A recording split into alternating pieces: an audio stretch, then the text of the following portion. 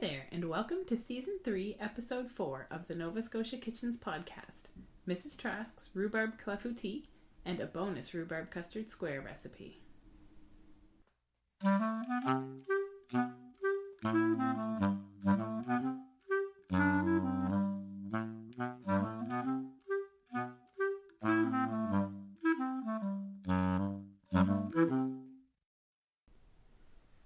I'm Sherrie Graham. If I had to write a love song to a food, it would be to rhubarb. Sour, intense flavors are my favorite. Cranberries, gooseberries, lemon, they're all just so good. So consider this episode my love song to rhubarb. It's easy to grow once it's established. It arrives early in the summer. It's so flavorful, and everybody has a favorite rhubarb recipe. If you don't have your own patch, it's easy to find at roadside stands, farmers markets, and even grocery stores at this time of year. I just can't say enough about how much I love it. And I am so delighted that this episode's visit is with my first returning guest. Mrs. Trask graciously agreed to share her rhubarb clafoutis recipe this time around. I had some lovely feedback from her first appearance on the very first episode of the podcast. You should go back and give it a listen if you haven't already. After the visit with Mrs. Trask, I've also included a recipe for our favorite rhubarb custard squares at my house because they are just so good. I chat through the recipe and give you some tips for growing your own rhubarb. The squares contain most of the same ingredients as the clafoutis, it's just assembled a bit differently. Both recipes are perfect for making right now, while rhubarb season is in full swing. So welcome back to Mrs. Trask's kitchen. Here we go. I thought I should show that the only tedious thing in this process is cutting the rhubarb very fine. Okay. You really have to have it thin. You know, Really you take thin, these big chunks. It's got to be like that. Okay, perfect. And this is easy to do.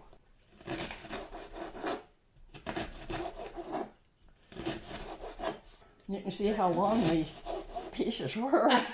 They're enormous. Oh, they're beautiful.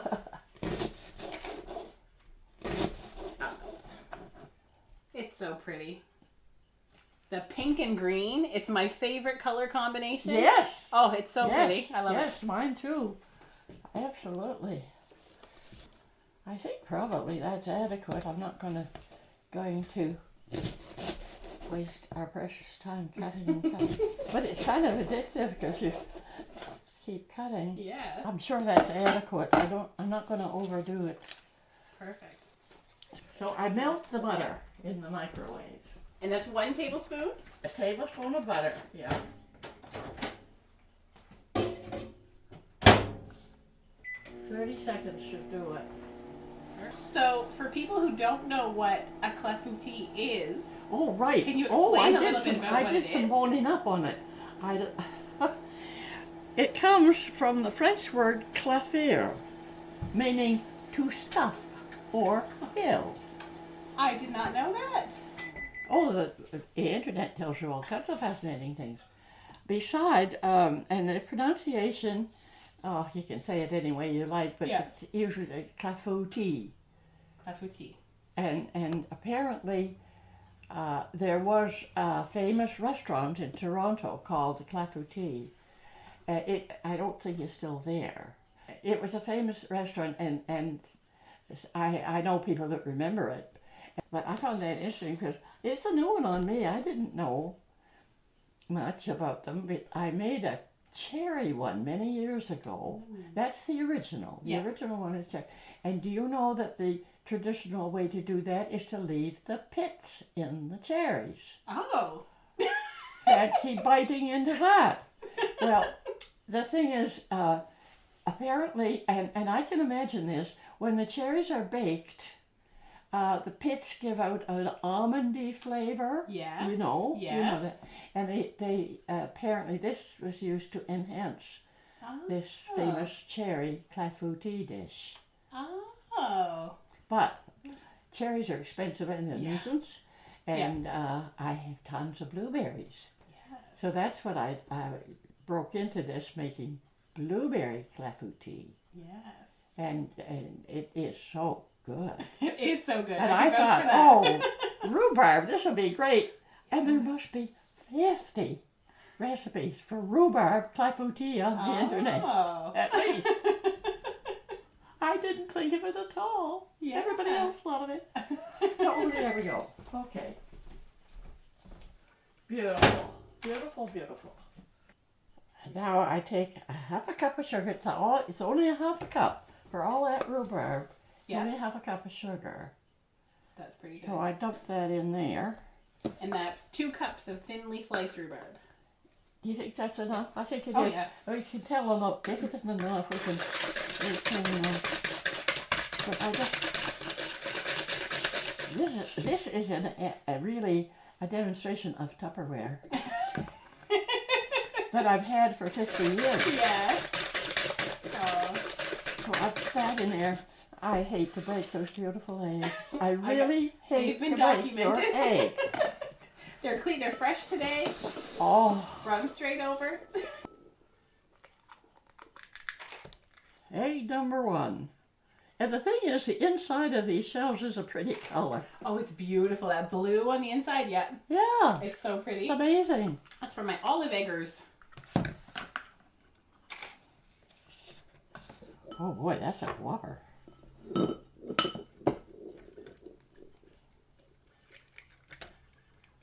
Beautiful. Nice. Oh, and that Fiesta Ware bowl is so pretty.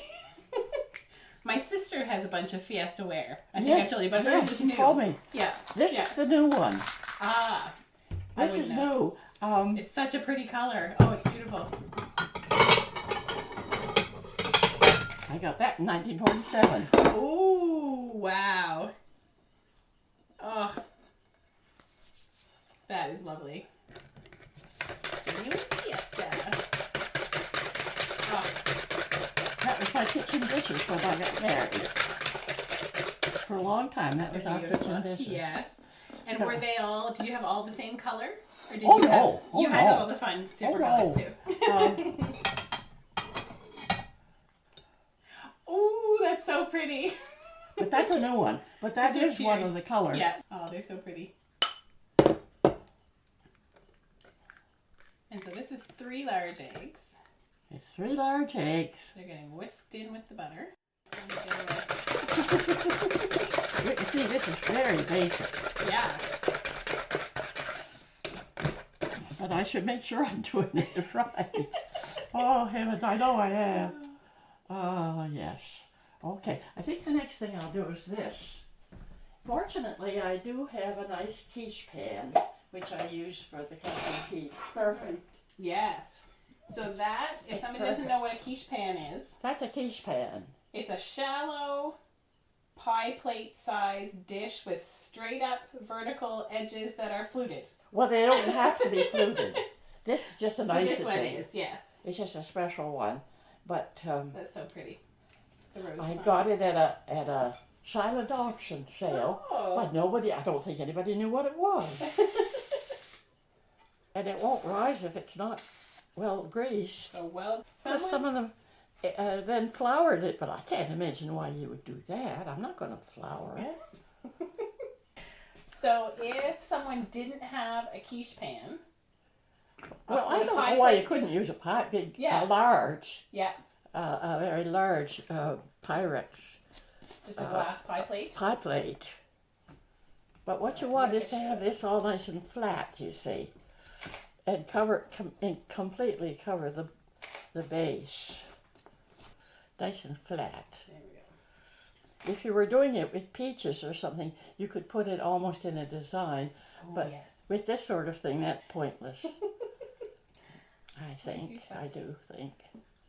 How's that? Beautiful.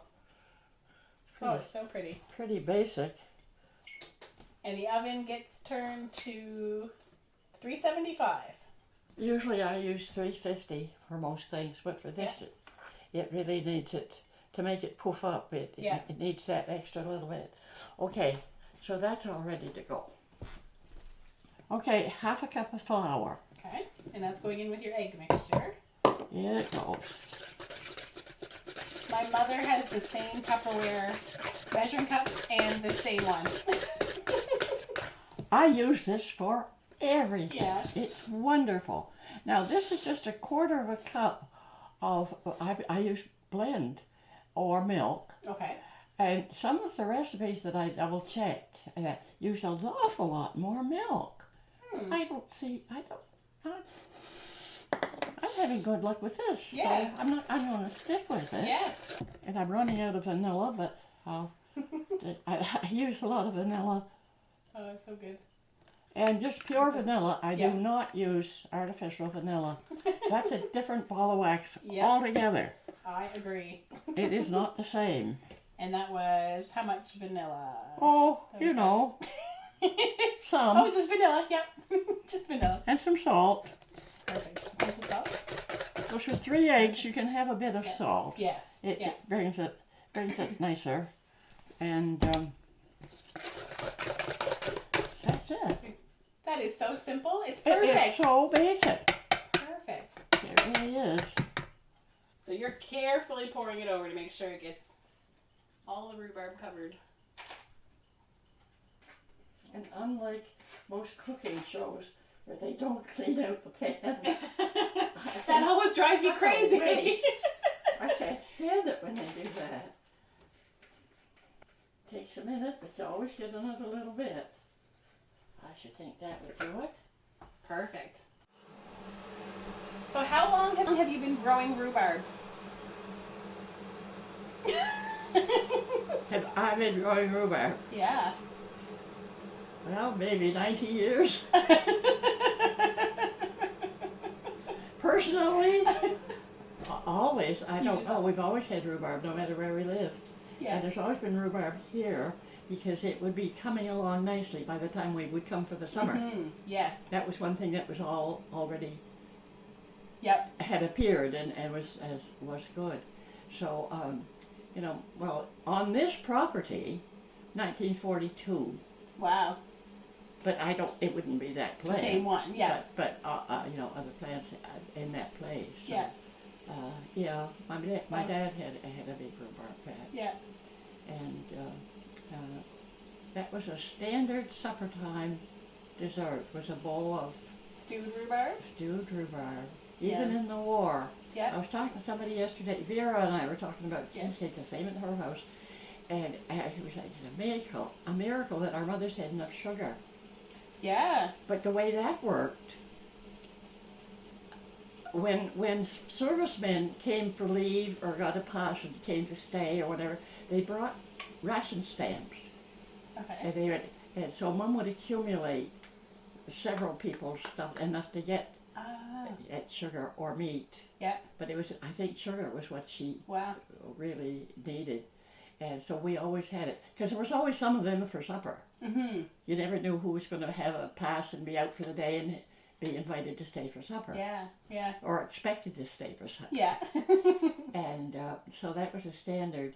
And then later, sour cream became popular. And that was my dad's and Stuart's very favorite. Oh. So I went and got a new box of sour cream and to have on this. Oh. On the Clafoutis. It is to die for. Oh. Perfect. So anyway, and I make rhubarb relish. Tell me more. It is so good, and I looked at just for fun. I thought, don't tell me other people. I'm sure other people make it as well. Sure enough, there's all kinds of recipes. One of which is a girl from Lunenburg. Somebody Eisenhower. Okay. She has a restaurant in Lunenburg. Oh. Young woman. Yep. And she makes it to serve with fish cakes. Yum. That would be good. Wouldn't that be good? Yeah. I mean, I use chow. Yep. And I make the chow myself. And I had it for my supper last night at the Quick and Tasty, by the way. That's my favorite supper. Oh, rhubarb relish. What else do you put in yours? The rhubarb relish is just equal parts of rhubarb and onions. Ooh, yum. The recipe that she gives, it looked good to me. 2 cups of each, and a cup and a half of brown sugar. Ooh. And enough vinegar too. Yep. and you cook it until it makes a nice thick. Yeah, yeah. You know, you cook it until it's all. That sounds so good. It's so easy. Oh, and I have made it. I used to make it all the time, so that's exactly what I used to do. Yeah. So I'm going to do that this year. Yeah. All the rest of them. Ah, gotcha. So, it just... And then it goes in for 35 minutes. Yep. Yep. Perfect. Just enough time for a cup of tea. I don't know.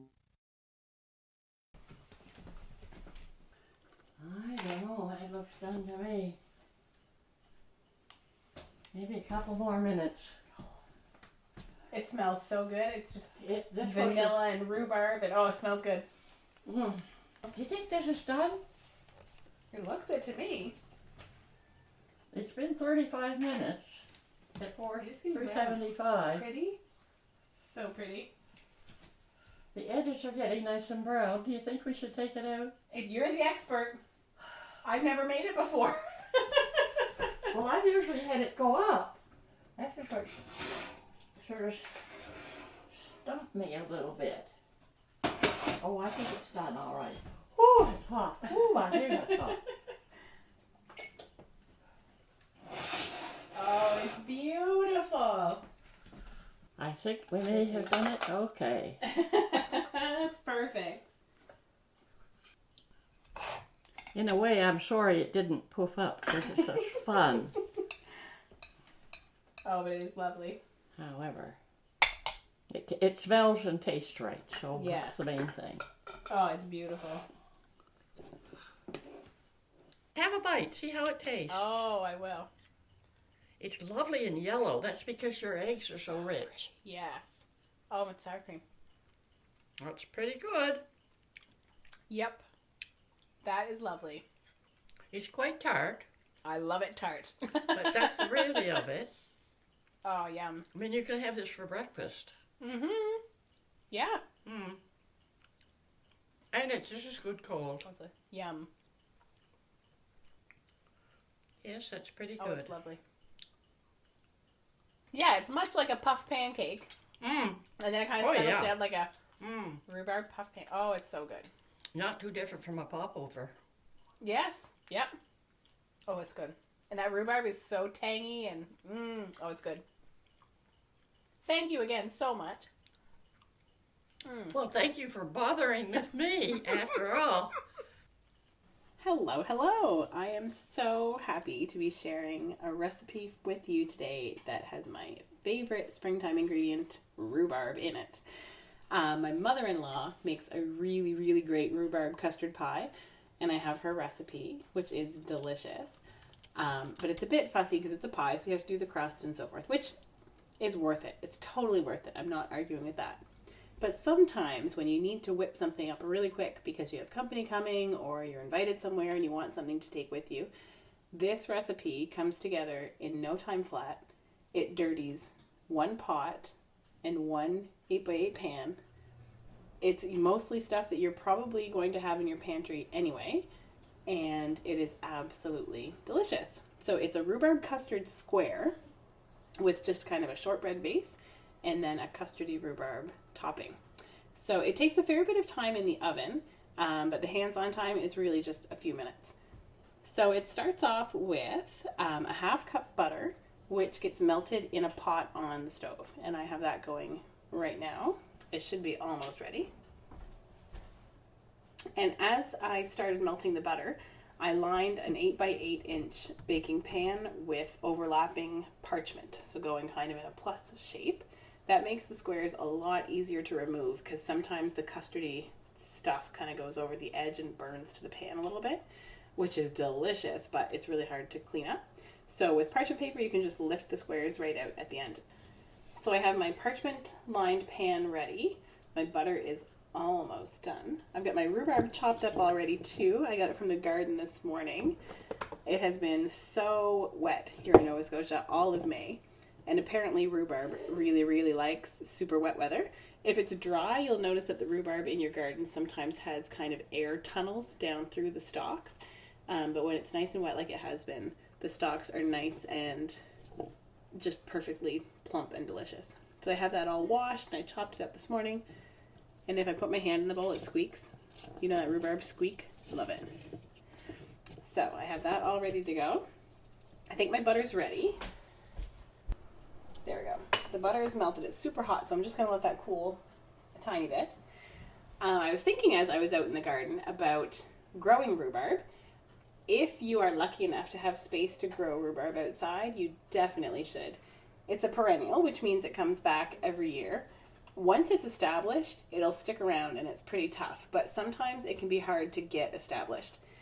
You can buy the roots in the springtime from garden centers. I've not had great luck with those. It doesn't seem to matter where I buy it from.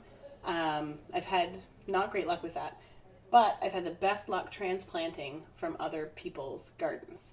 So if you have a friend who has rhubarb, ask if you can dig some up, and it does need to be split every several years. So if you can dig up a chunk of that and move it to your garden, you'll be all set. Rhubarb is one of the first things to pop up out of the ground in the spring. It's so exciting. These little red, kind of knobby, weird-looking things start to poke out of the ground. And it's just, it's such a delicious, fresh, sour, bright, wonderful flavor. It's so good. Sometimes the plant will send up flower stalks, which are cool. But when they send those up, the plant is putting its energy into the flower stalk. So when you see those coming up, you can just cut those off at the base. And if you're picking rhubarb, the way to pick it is to reach down towards the very bottom of the stalk and gently twist. I go clockwise. I don't know if that really matters or not. But gently give it a twist and a tug at the same time, and it'll separate right from the base very nicely. So you'll not damage the plant by doing it that way. The leaves need to be cut off. Just add those to your compost pile. They're toxic if ingested in giant amounts. So you can't really use those for anything. But once you cut off the tops and trim the bottoms, just wash them, give them a good rinse, and chop them into probably, I don't know, little chunks. They kind of get all dissolvey and melty as they bake. So the chunks can be, as long as they're fairly even. That's pretty good. Maybe, I don't know, a centimeter-ish. So there, I think my butter is a good temperature now. I actually have 3 spots where there's rhubarb in the garden because a friend was gracious enough to let me dig up some of hers out of her garden. And I was so concerned that none of them would take that I planted it in 3 different places. And all of them took. So this year I finally have, one of my patches is really happy this year. So I was so excited to get outside and pick some this morning, even though it was raining. Raining. Okay, so my butter is all set here. So I have a 1/2 cup melted butter just in the pot. I'm adding to that a 1/4 cup icing sugar. You can double this recipe and use a 9x13 pan. We already have cookies in the house, and these are one of those things that I just can't leave them alone if they're in the kitchen, so I'm making a small batch. So a 1/4 cup icing sugar and 1 cup of flour. I think years ago, I've been making this recipe for a long time, and I think several years ago I made a gluten-free version, and I'm trying to remember what I used, what combination of flours. I think I maybe used some almond flour. I might have tried a substitute blend. I can't really remember, but you should have pretty good luck because this is just for the shortbread base, so it's it doesn't really matter a whole lot about the texture. Like if it's crumbly, that's totally fine. These are going to be delicious. The best part of them is the hot custardy. I like them when they're warm. And you get that really juicy bite of sour rhubarb in the top. Oh, so good. So good. Such a nice little treat with a cup of tea. Oh, delicious. There, so just give that a stir. And then you'll get this kind of weird looking dough for your base. So just flip that out into your pan that you've lined with parchment. Plop. It kind of sticks together really nicely. And your pot will be pretty clean. So we're just going to mix the topping right in the same pot to save dishes, because nobody needs extra dishes to wash. So I'm going to spread this out. I'm just going to use my hands because they're clean and it's easy. So just kind of press it until you get a nice even layer in the bottom of the pan that goes all the way to the edges. If you were feeling very fancy, you could probably add in, you could make it spicy. That would actually be probably really yummy if you put a little bit of like cinnamon, maybe a little bit of allspice or ginger, cloves or something. Just a little bit in the base. So you had kind of like a spiced shortbread in the bottom and then your rhubarb custard on top. That would be delicious, actually. Maybe I'll try that next time. There. So now that the base is all pressed into the pan, it does a quick bake. So I've also been, I forgot to mention, preheating the oven to 350. So yeah, so the oven is all preheated. Now the base for the squares goes into the oven for 15 minutes. So as the base is baking, that's when you can mix up the topping in your pot that you have already. So into that pot, we are going to put 2 beaten eggs. I actually got these ready already. 2 eggs from our hens. They've been out foraging and eating lots of bugs and worms and grass, and their yolks are this amazing, vibrant orange. I love it. So your 2 beaten eggs go into the pot. If you don't want to use the same pot, you could totally use a bowl, but I just couldn't be bothered. 3/4 cup of sugar go in next.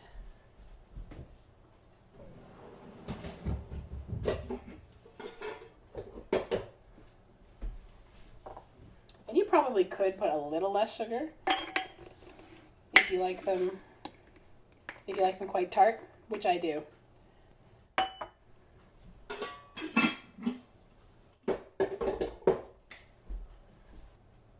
A 1/4 cup of flour also goes in there. And again, if you were doing a gluten-free version, you could use, excuse me, you could use a substitute. That kind of helps it to thicken up and lets the custard set. So you could use tapioca starch, cornstarch probably, might do the trick. And just a 1/4 teaspoon of salt, so just a little pinch of salt. So mix those things up really well. And they should come together nicely and have a nice bright yellow, even texture. Lovely. So to that mixture, you're going to add your 2 cups of diced rhubarb. That might squeak if you're lucky.